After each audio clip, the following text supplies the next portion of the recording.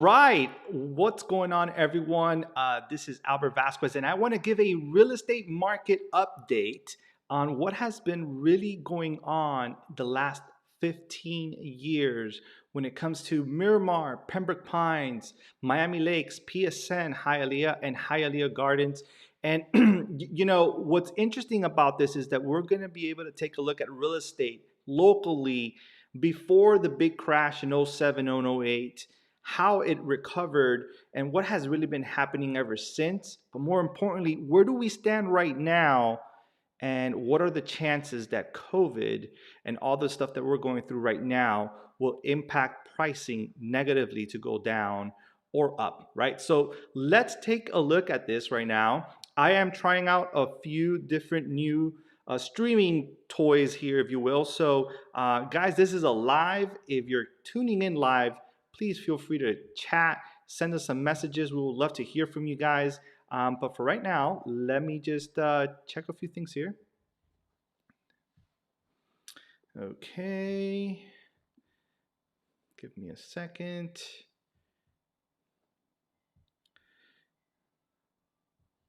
And we are now going to be able to go here and take a look at some of the trends. Okay, give me a second. Okay. Now we're going to be able to take a look at some of the trends here. Okay. Now, like I mentioned here, we're going to take a look at the, sorry for the little delay there, guys. We're just going to, we'll get back up. All right. So, Hialeah Gardens, right? Let's take a look at home sales, right? Now, this data, what we're able to see here is historically, what have we been, what have we been seeing, right? So let's just make that bigger again now.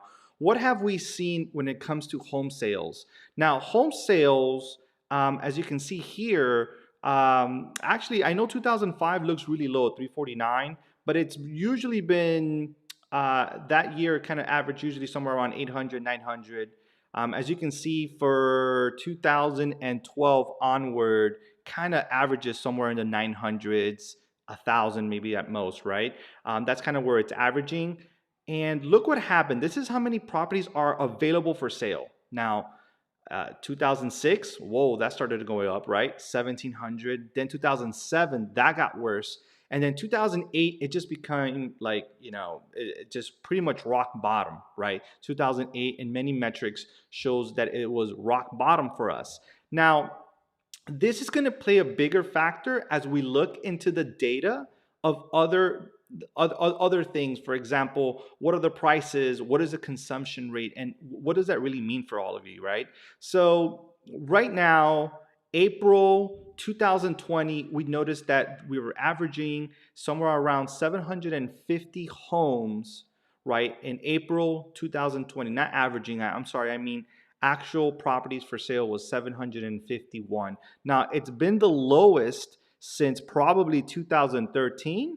However, nowhere near like anywhere of concern for us, like going up to 3,000 properties available.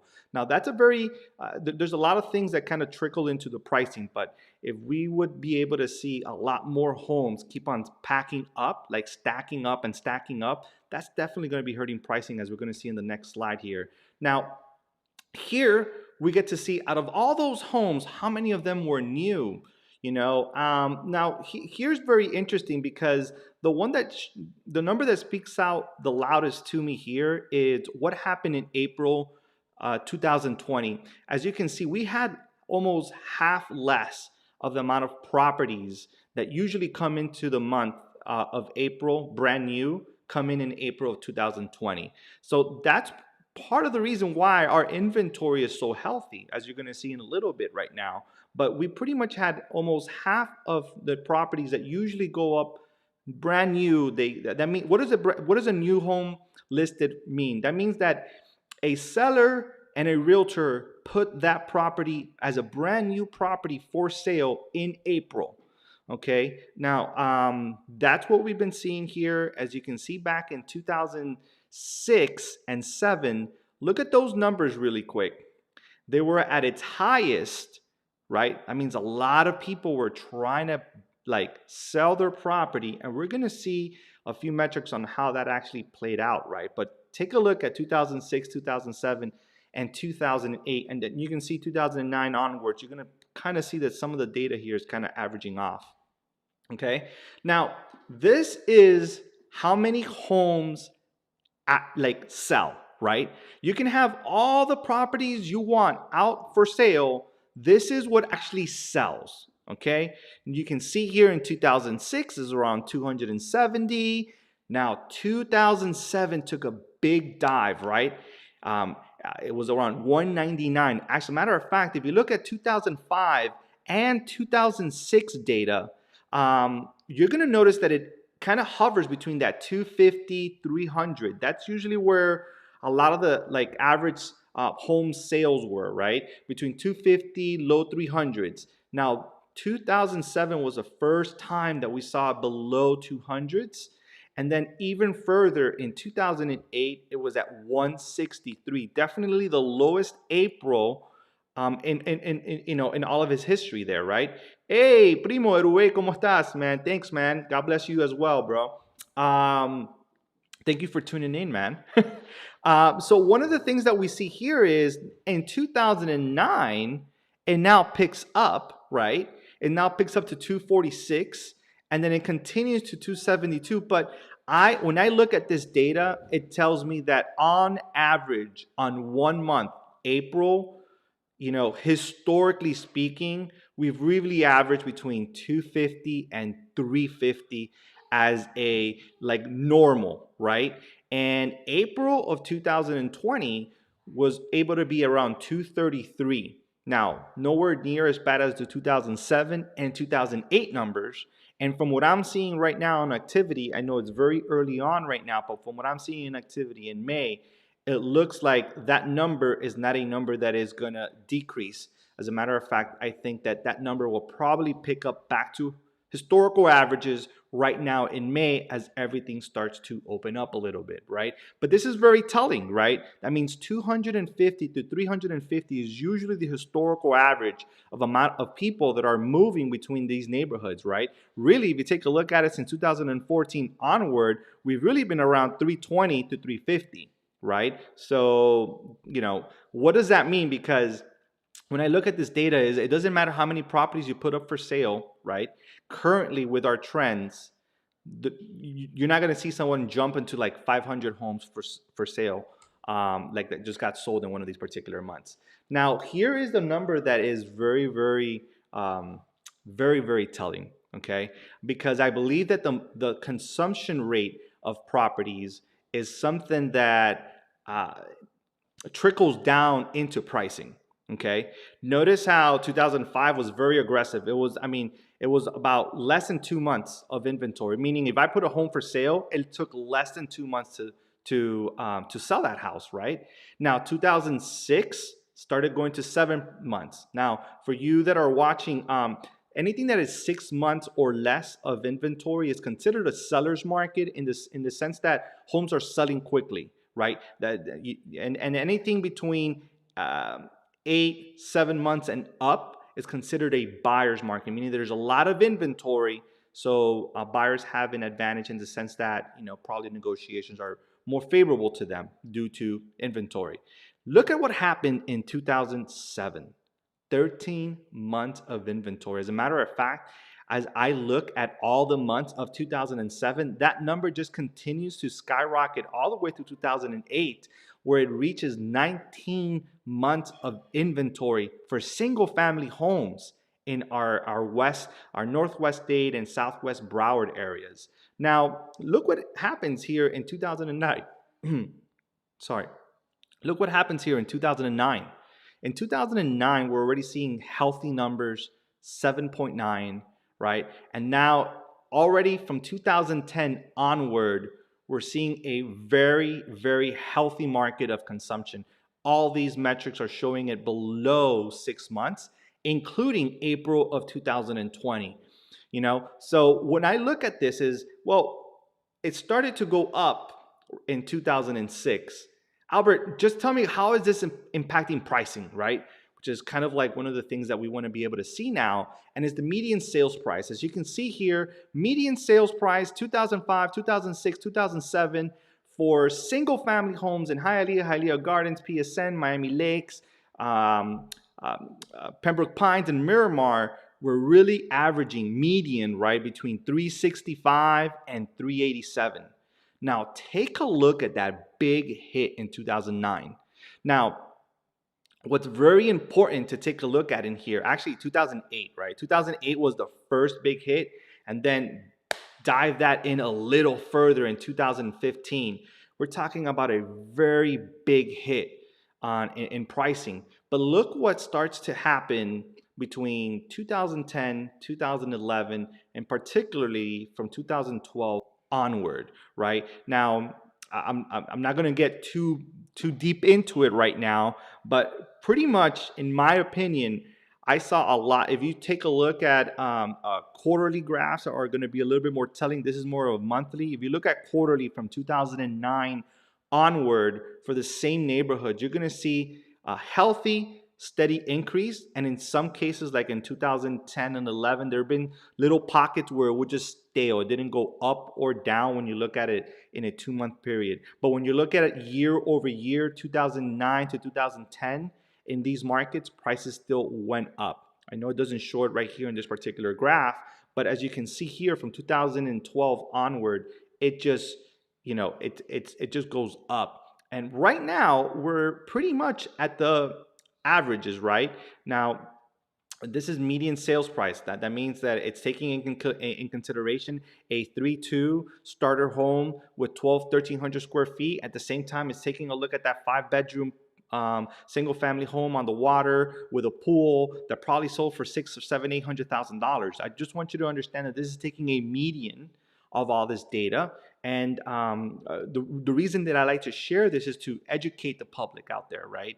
But if you are interested in knowing a little bit more about your particular scenario, like what would you like to see for 3 bedrooms? What would you like to see for 4 bedrooms or 5 bedrooms? We do these one-on-one consultations, and we'd be more than happy to show you what your scenario looks like. But what I found very interesting here is that by 2020, 2019 to 2020, we still saw an increase about almost $20,000. Right now, it was stale between 2018 and 2019, but we just saw a price increase happen in 2020. Now, with that being said, it was a very big dive from 2007 all the way to 2009. And we're going to take a look a little bit further on why that happened and how that happened and how does that compare? Is that going to happen again? Because, I mean, if I had a penny for every single time I heard someone say, hey, we believe what happened in 08 and 09 is going to happen again, I would have a lot of pennies. But let's take a look. Some of the additional data here is, let's take a look at historical home prices in the US, okay? So now let's take it here and let's go into something that I want to show you here. Give me a second. Okay. Take a look at this data here. All right. Now, in here, we're able to see historical pricing. I find this actually pretty interesting. As you can see here, the gray areas highlight historical changes, okay? And like market shifts, right? Like you're going to see here, we had some recessions as you can see from this article here. And if you want to get a copy of any of these articles, we post a lot of articles on our website. We actually post them every single day. This is one that we posted back on April 13th, the recession, a housing crash. And take a look at this, right? When we look at the last few recessions, the only ones that actually had a price impact was 1981 and the one in 2008. Okay, but every single other ones they didn't. We still went up on values. But take that in consideration as we look into this, right?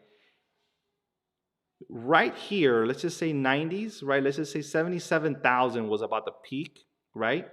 And then it went down, right, to 76, to 75. It didn't go down to 74. Why do I show you this? Is because this is now a national home price index. This is kind of showing how pricing is being impacted, right?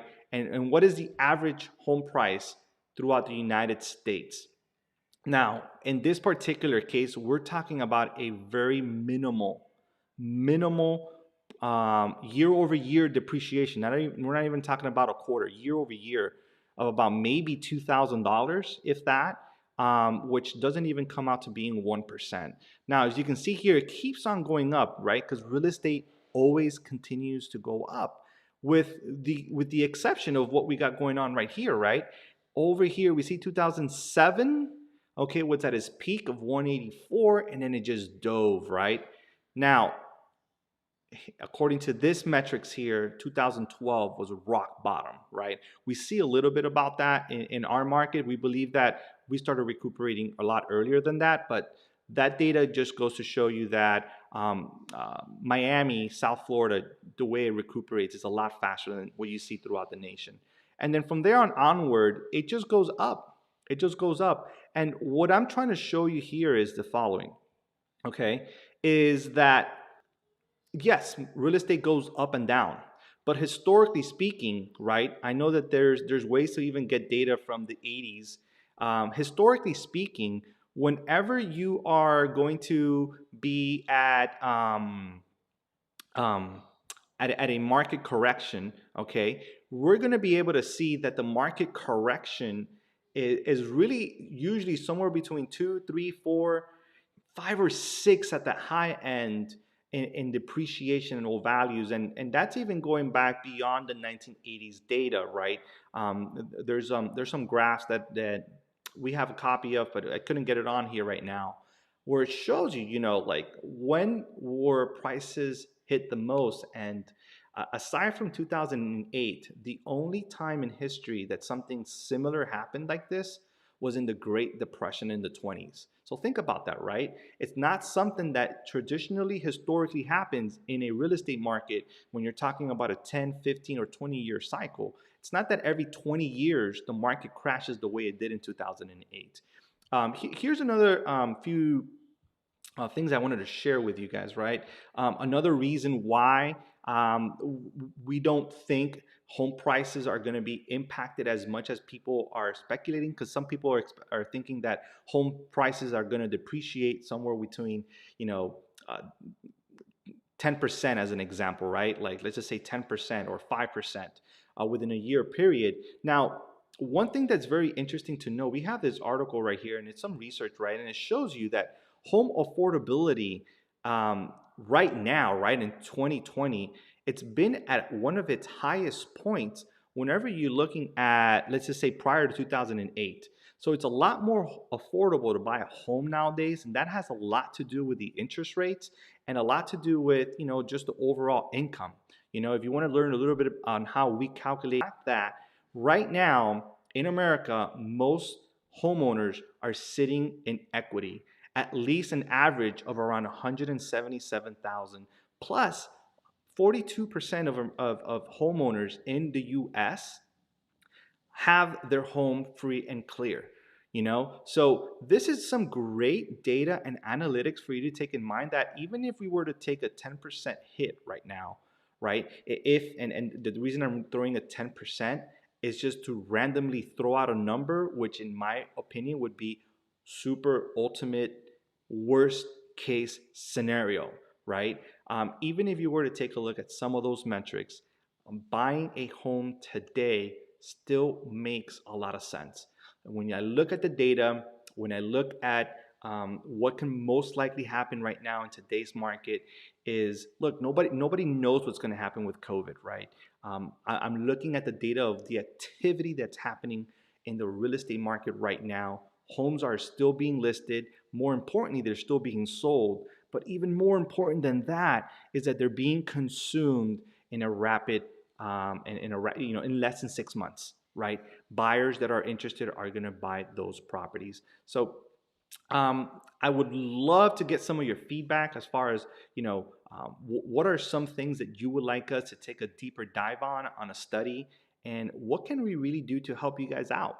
Because this is our passion. Our passion is to study the market, to really dive deep and be able to educate our buyers and our sellers. Even if you were thinking about buying a year or two from now, being able to meet with us gives you that additional clarity that you need to be able to plan ahead, right? And the same thing if you're thinking about selling. If you're thinking about selling, you never know what your options are until you sit down with a professional and actually get to review the data, right? What are your options today versus 6 months from now versus a year from now? We have had meetings where we sit down with a seller and I know they want to sell and we review the data and sometimes it doesn't make sense and I'll be the first to let you know. So don't think that it's a meeting where it has to equate to we have to sell the home. A lot of times if it doesn't make sense we won't recommend it. Either way, I wanted to thank everybody for your time here. We're trying out some new data, we're trying out some new technology streaming services here. If you have any questions, please reach out. Thank you for tuning in. This is Albert Vasquez with the AV Home Experts here at Keller Williams. Stay safe and God bless.